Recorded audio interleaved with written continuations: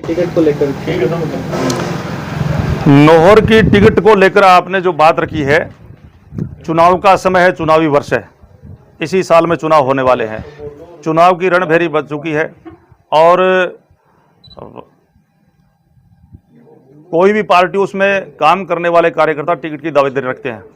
और आपने शायद ये सवाल मेरे परिप्रेक्ष्य में ही पूछा है। ऐसा ही मित्रों को बहुत बहुत राम राम, नमस्कार। आप पधारे, आपका बहुत बहुत स्वागत। सबसे पहले तो मैं आज हमारे देश के यशस्वी प्रधानमंत्री, दुनिया के सबसे लोकप्रिय नेता सम्माननीय नरेंद्र मोदी जी का जन्मदिन है। नरेंद्र मोदी जी के जन्मदिन के अवसर पर मैं सभी देशवासियों को बहुत बहुत बधाई और शुभकामनाएं व्यक्त करता हूं, क्योंकि हमारे लिए बड़ा गर्व का विषय है। आज का दिन बहुत महत्वपूर्ण है। मोदी जी वास्तव में, और अपने भारत के लोग नहीं, दुनिया के सारे लोग कहते हैं, इस बात को मानने लगे हैं कि मोदी जी कोई सामान्य पुरुष नहीं है, कोई सामान्य मानव नहीं है। और निश्चित रूप से मोदी जी एक युग पुरुष हैं। ऐसे महापुरुष सदियों में कभी कभी जन्म लेते हैं। हमारा सौभाग्य है भारतवर्ष का कि मोदी जी हमारे देश के प्रधानमंत्री हैं। और मोदी जी के कामों से आज भारत की जनता, अंतिम पंक्ति का अंतिम व्यक्ति भी विकास की धारा से जुड़ा है। और देश का मान, सम्मान, गौरव पूरी दुनिया में भारत का बड़ा है मोदी जी के नेतृत्व में। तो मैं मोदी जी के जन्मदिन पर पुनः बधाई दूंगा सभी देशवासियों को, सभी पत्रकार मित्रों को, सभी क्षेत्रवासियों को।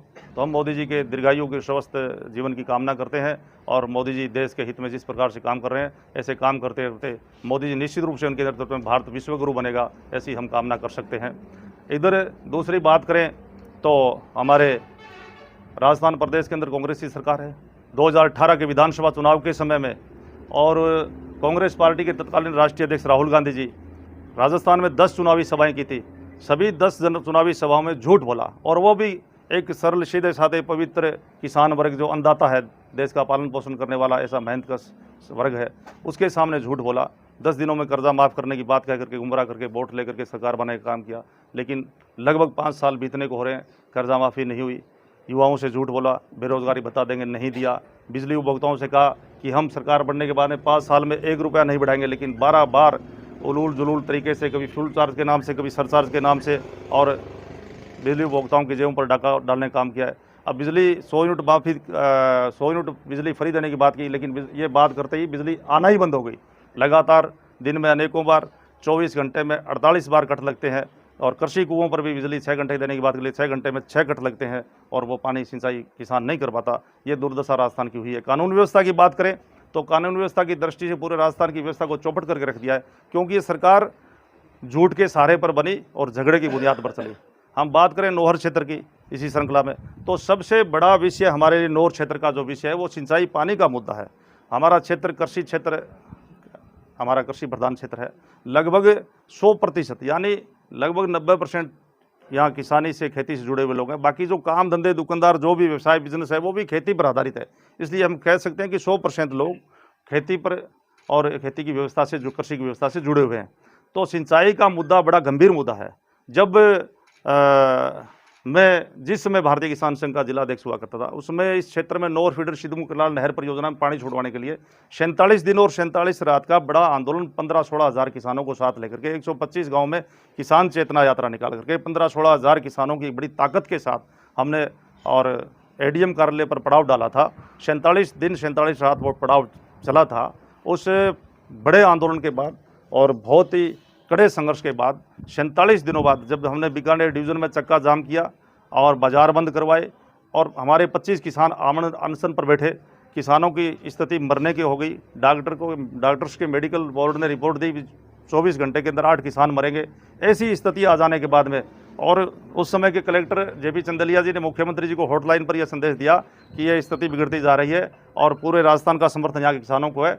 यदि हमने ये मांग नहीं मानी तो ये किसान मरेंगे और पूरे राजस्थान में आंदोलन की लपटें फैलेगी और सरकार को नुकसान होगा। तब जाकर के रात की 12 बजे अशोक गहलोत जी ने हमारे किसानों की ताकत के सामने घुटने टेकते हुए और वो मांग मानने का काम किया। नहरों में पानी आया।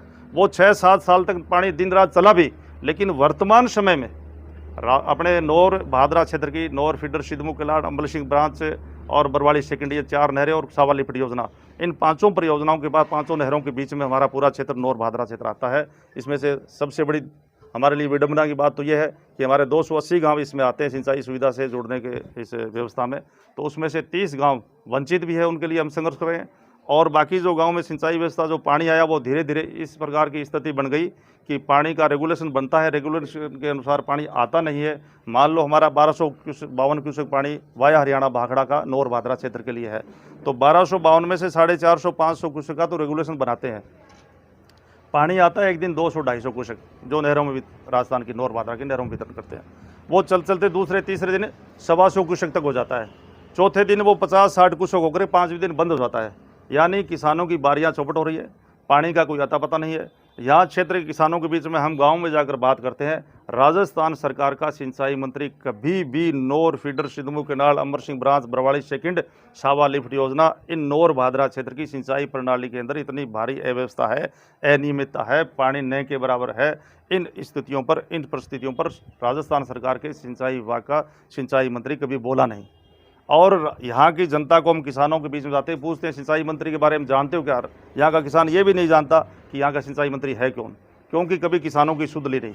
मुख्यमंत्री जी ने यहाँ नौर भादरा क्षेत्र के पानी के विषय में कभी बोला नहीं, कभी गौर किया नहीं, इसलिए बड़ी दुर्दशा है। किसान मरणासन पर पहुँच रहे हैं। किसान की जब खड़ी फसल जलती है तो वो फसल नहीं, किसान का खून जलता है, किसान खून के आंसू रोते हैं। अभी वर्तमान समय में अभी जो किसानों की हरी भरी फसलें अच्छे ज़माने की उम्मीद थी और वर्षा के अभाव में और पानी के अभाव में जब जलकर नष्ट हुई है तो किसानों का जीना मुश्किल हो गया है। किसान खून के आंसू रो रहे हैं, किसानों की हाल बेहाल हो रहे हैं। लेकिन राजस्थान की सरकार ठीक प्रकार से गिरदावरी रिपोर्ट करके तुरंत प्रभाव से रिपोर्ट बीमा कंपनियों को और सरकार को भेज करके, और यहाँ का प्रशासन भी, सरकार भी बिल्कुल ढुलमुल रवैया अपना करके चल रहा है, जिससे किसान लाभ से वंचित है। किसानों को सहारे की बहुत बड़ी ज़रूरत है। पिछले 3 साल से जो फसल खराबे के राजस्थान सरकार के माध्यम से, राज्य सरकार की एक योजना है जो अकाल राहत योजना के अंतर्गत, और फसल खराबे के नाते 13,600 रुपये किसानों को मिलते थे, वो 3 साल से लगातार बंद है वो योजना, उसमें एक भी पैसा नहीं मिल रहा। वो तुरंत प्रभाव से हमने कल परसों हमने एक बड़ा प्रदर्शन करते हुए ज्ञापन भी जिला कलेक्टर महोदय को, यहाँ एडीएम महोदय के माध्यम से दिया है, और तुरंत वो राहत प्रदान करने की मांग भी हमने की है। और फसल बीमा योजना के अंदर एक प्रावधान है, यदि खड़ी फसल नष्ट होती है, खराबा होता है, तो तुरंत यहाँ राज्य सरकार रेवेन्यू विभाग, कृषि विभाग से उसकी क्रॉप कटिंग करवा करके तुरंत बीमा कंपनियों को और राज्य सरकार को और केंद्र को रिपोर्ट भेजे, ताकि अविलंब अगली फसल की बुआई से पहले किसानों के खाते में बीमा आ सके। ऐसा प्रावधान है, तो उसमें भी ढीला रवैया चल रहा है। हम इन सब बातों को लेकर के लगातार संघर्ष कर रहे हैं, सरकार के सामने मांग रख रहे हैं। यहाँ हम बात करें नौहर के अंदर सबसे बड़ी आवश्यकता की वस्तु, सबसे बड़ी ज़रूरत की बात, प्राथमिकता है पीने का पानी। पीने का स्वच्छ पानी नियमित रूप से हर घर परिवार में मिले, हर व्यक्ति को मिले, ये हमारा एक अधिकार है। लेकिन इस अधिकार से भी वर्तमान की राजस्थान की सरकार वंचित रख रही है। नौहर नगर क्षेत्र की बात करें तो इतना बड़ा हमारा कस्बा है, और इसमें जो पीने के पानी की जलदाय विभाग की डिगियाँ है वो इतनी गंदगी से भरी पड़ी है, अटी पड़ी है, और गंदगी से वो इतना बुरा हाल है, बदबू मार रही है। आप सभी बहुत जागरूक मीडिया के साथी हैं, आप भी समय समय पर इन मुद्दों को उठाते हैं। कल परसों 2-3-4 दिनों में आपने बहुत बड़ी मजबूती के साथ इन मुद्दों को उठाया भी है। प्रशासन और सरकार को चेताने का काम भी आप लोगों ने किया, इसलिए आप धन्यवाद के पात्र हैं। हमने भी संगठन के स्तर पर, पार्टी के स्तर पर सभी कार्यकर्ताओं को साथ लेकर के, जनता को साथ लेकर के इस विषय पर बार बार आंदोलन किए हैं। उन्हें हमने परसों और सरकार के सामने इस विषय को रखा है। बिजली कटौती से जनता के हाल बेहाल हैं, बार बार बिजली के कट लगते हैं और जनता दिन में और पेड़ों के नीचे किसी प्रकार से दिन गुजारने के लिए मजबूर है। रात को घर में सोने की स्थिति नहीं है, छत पर आकर के लोग रात गुजारते हैं। ये हाल बेहाल कर रखा है। कानून व्यवस्था की बात करें तो पूरे राजस्थान की कानून व्यवस्था बिल्कुल लच्चर और ठप है। उसके साथ साथ नौर में भी अनेकों चोरियां, रोज़ाना नौर क्षेत्र में चोरियां दिन दहाड़े होती है, डाके डलते हैं, लूट खसोट होती है, झगड़े होते हैं, और इन पर किसी प्रकार का सरकार का शासन, प्रशासन का अंकुश नहीं है। और हमारे क्षेत्र में जो नशे का कारोबार इतना बड़ा व्यापक एक विस्तार ले चुका है, इतना बड़ा रूप ले चुका है, नशे के कारोबारी मौज कर रहे हैं, नशे के कारोबारी फल फूल रहे हैं। हमारे गरीब किसान मजदूर के, आम परिवार के एक नौनिहाल होनहार युवक जिसका परिवार का भविष्य उसके कंधों पर है। परिवार को आस और उम्मीद रहती है कि हमारा बेटा संस्कारित होकर के, शिक्षित होकर के, बड़ा होकर के परिवार के संचालन में भागीदार बनेगा, लेकिन वो नशे के कारोबारी उनको नशे की लत में धकेल देते हैं और उस युवक का भविष्य खराब होता है। युवक का भविष्य खराब नहीं होता, उस परिवार उजड़ रहे हैं। इस परसों 15 तारीख को हमने सरकार को चेतावनी भी दी है। 15 दिनों के अंदर सारी प्रकार की समस्याओं और इन अव्यवस्थाओं पर यदि अंकुश नहीं लगाया गया और ये समस्याओं का समाधान नहीं किया गया तो हम क्षेत्र में बड़ा आंदोलन भी करेंगे। और निश्चित रूप से इन सारी अव्यवस्थाओं को और इन संकटों को झेलते झेलते राजस्थान प्रदेश की जनता और नॉर्थ क्षेत्र की जनता वर्तमान के कांग्रेस के कुशासन से, भ्रष्टाचार से, इनके लचर कानून व्यवस्था से हर वर्ग दुखी है। किसान इस सरकार से दुखी है, युवा परेशान है, छात्रों का भविष्य इस सरकार ने चौपट कर दिया। हमारे जो परिवारों के बच्चे हैं, किसान, मजदूर, व्यापारी, आम जनता के परिवारों के बच्चे, उनको कितनी मुश्किल से और मेहनत से सब कुछ दाव पर लगा करके, अपने परिवार का सब कुछ उस पर दाव पर लगा अपने बच्चे का भविष्य बनाने के लिए उसको शिक्षित करते हैं, उसको संस्कारित करते हैं और उसको अच्छे कोचिंग सेंटरों में भेज करके और शिक्षा दिला करके परीक्षा में भेजते हैं।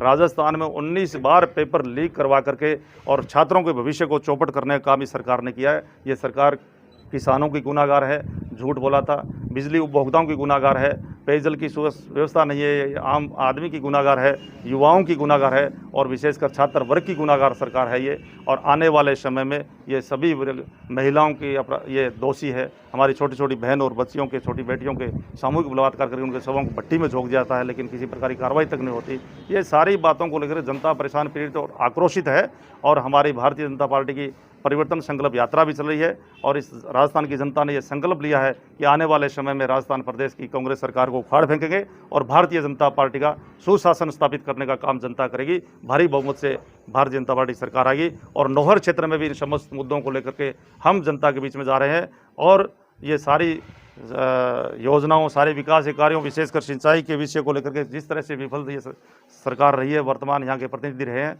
इन सब को लेकर यहाँ नौहर में भी भारतीय जनता पार्टी की प्रचंड के साथ बहुत अधिक साथ विजय होगी और कांग्रेस सरकार की विदाई निश्चित है और राजस्थान में प्रचंड बहुमत के साथ टिकट को लेकर नौहर की टिकट को लेकर आपने जो बात रखी है, चुनाव का समय है, चुनावी वर्ष है, इसी साल में चुनाव होने वाले हैं, चुनाव की रणभेरी बज चुकी है और कोई भी पार्टी उसमें काम करने वाले कार्यकर्ता टिकट की दावेदारी रखते हैं और आपने शायद ये सवाल मेरे परिप्रेक्ष्य में ही पूछा है, ऐसा ही है ना। तो मुझे अपनी पार्टी पर पूरा भरोसा है क्योंकि मैं पार्टी का एक निष्ठावान कार्यकर्ता हूँ। बचपन से मैं संघ का स्वयंसेवक रहा, विद्यार्थी परिषद में काम किया, भारतीय किसान संघ में भी जिला मंत्री, जिला महामंत्री, जिला अध्यक्ष रहते हुए मैंने अनेकों सैकड़ों आंदोलन लड़े और भारतीय जनता पार्टी में ग्राम इकाई के अध्यक्ष से लेकर के ग्राम इकाई अध्यक्ष है, मंडल का उपाध्यक्ष, जिला मंत्री, जिला महामंत्री, 2 बार जिला अध्यक्ष, प्रदेश कार्य समिति सदस्य, प्रदेश मंत्री, वर्तमान में पंचायत राज प्रकोष्ठ का प्रदेश संयोजक होने के नाते मैं लगातार इस क्षेत्र की जनता के लिए संघर्ष करता रहा हूं, अंतिम सांस तक करता भी रहूँगा और सबसे बड़ा मेरा मुद्दा है सिंचाई पानी का मेरा संघर्ष, वो मुद्दा। और मुझे मेरी पार्टी पर, मेरी भारतीय जनता पार्टी पर विश्वास है, पूरा भरोसा है कि अब की बार पार्टी मुझे आशीर्वाद देगी और मुझे पार्टी प्रत्याशी बनाएगी। तो आप सब लोगों के सहयोग से, नौहर क्षेत्र की जनता के समर्थन, सहयोग और आशीर्वाद से निश्चित रूप से मैं जनप्रतिनिधि बन करके इस क्षेत्र की सेवा करने का काम करूँगा और विशेषकर जो मेरा मुद्दा है पानी, सिंचाई पानी का संघर्ष, उसको पूरा करते हुए नौहर विधानसभा क्षेत्र के हर गांव के, हर खेत के, हर खूड का बूंद बूंद पानी लेकर आऊँगा, ऐसा मैं आपको विश्वास दिलाता हूँ। 2-3 अजय सिंह चौटाला नौहर में आए थे, उन्होंने कहा था गठबंधन का उम्मीदवार नौहर से उतारेंगे। हाँ, हरियाणा में जेजेपी का बीजेपी के साथ में गठबंधन है और गठबंधन से सरकार चल रही है। उस नाते से इस क्षेत्र में भी उनका बीजेपी के साथ और ऑल ओवर पूरे हिंदुस्तान में बीजेपी की विचारधारा के साथ इस समय वर्तमान में उनका जुड़ाव है और वो एक प्रकार से बीजेपी की विचारधारा का, नरेंद्र मोदी जी की नीतियों का समर्थन करते हैं। और यहाँ पड़ोसी राज्य होने के नाते और नौहर का क्षेत्र हरियाणा के साथ लगता हुआ होने के नाते अनेक प्रकार की रिश्तेदारियाँ, अनेक प्रकार के संपर्क, सामाजिक सरोकार, रामा श्यामा उनकी रहती है। तो इस नाते से वो अपना पक्ष रख रहे हैं। बाकी ये मुद्दे, ये बातें तो पार्टी को, केंद्रीय नेतृत्व को करना होता है, इसलिए इस विषय पर हम अधिक कुछ कह नहीं सकते।